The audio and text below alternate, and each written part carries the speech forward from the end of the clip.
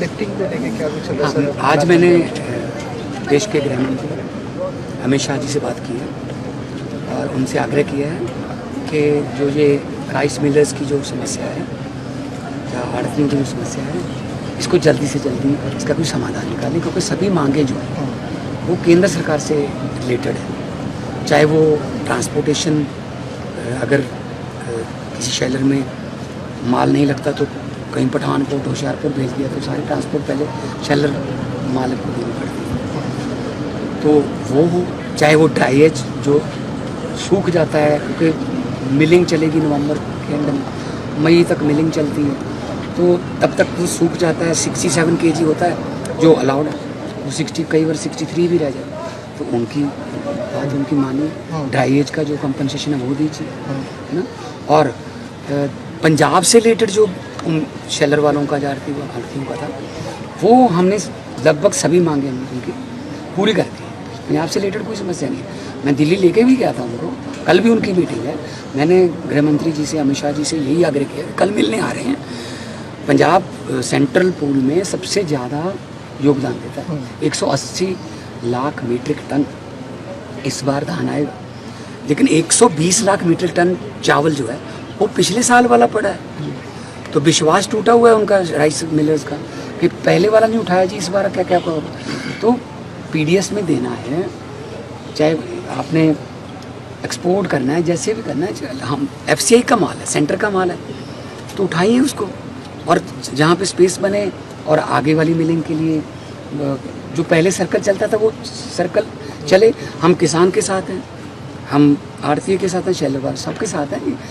जो धान का जो सीज़न है हमारे लिए सीज़न नहीं, फेस्टिवल है।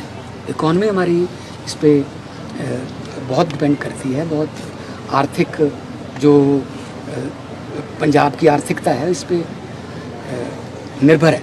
तो मुझे उम्मीद है कि आदरणीय गृह मंत्री जी कल उनसे मीटिंग करके उनकी समस्याओं का समाधान करेंगे।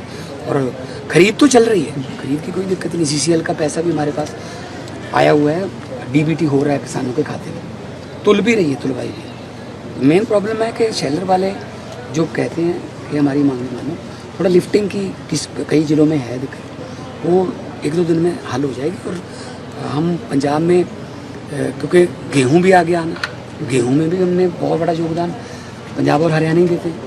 तो क्योंकि बिल्कुल इमीडिएटली आगे गेहूं की फसल आती है, अगर इसमें देरी होगी तो गेहूं में भी देरी होगी। इसीलिए हम केंद्र सरकार से आग्रह करते हैं कि इस समस्या का हल करें, उनकी मांगों का ध्यान दें और उनकी मांगों का हल करें, ताकि पंजाब की मंडियां जो हैं वो खाली हों और मिलिंग के लिए शैलर वाले जो हैं वो आगे की मिलिंग के लिए तैयार हों और किसान खुशी खुशी अपनी फसल बेच के, फेस्टिवल सीजन चल रहा है, वो फेस्टिवल से पहले अपने घर जाए। सर, पंजाब का RDF बहुत पेंडिंग है जी, खुद ही भी तो सुप्रीम कोर्ट में, हम तो सुप्रीम कोर्ट में गए, हमने लिख के भी दे दिया। विधानसभा में हमने ये प्रस्ताव भी पास कर लिया कि RDF का पैसा जो है वो सड़कों का पैसा और मंडियों का पैसा जी, हम सड़कों और मंडियों पर ही इस्तेमाल करेंगे। इससे पहले कैप्टन साहब ने वो पैसा कहीं और इस्तेमाल कर लिया तो उन्होंने रोक दिया।